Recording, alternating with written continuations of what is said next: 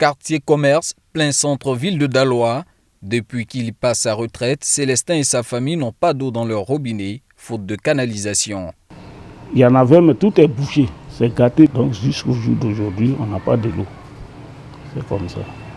Et où on arrive à nous approvisionner, on achète. On achète de l'eau avec les voisins. Situation différente chez les Flancs. Ici, pas de soucis sur le réseau d'adduction d'eau potable. Une inquiétude cependant, l'eau ne coule pas en permanence. Depuis ce matin, il n'y a pas l'eau. Quand on coupe l'eau, ça peut faire 2 jours, 3 jours avant qu'on ait l'eau.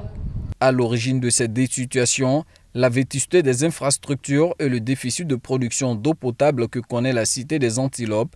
Déficit qui s'évalue à 11 000 mètres cubes d'eau sur les 21 000 dont a besoin la ville par jour.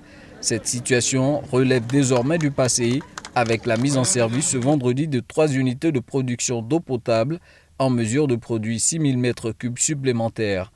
Le problème d'eau ne touche pas seulement les populations vulnérables, mais c'est quasiment tout le monde et tous les quartiers.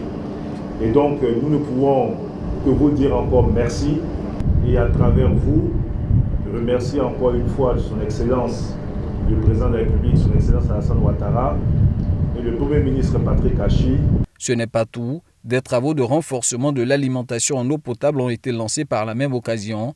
Ainsi, dès 2023, 8 000 mètres cubes d'eau additionnels seront produits depuis le barrage de Buo pour desservir la 3e plus grande ville du pays.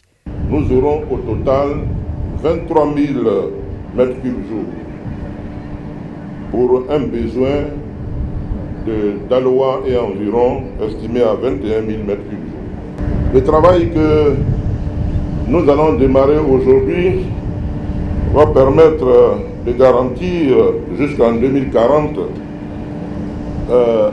la production en eau potable de la ville et de ses environs.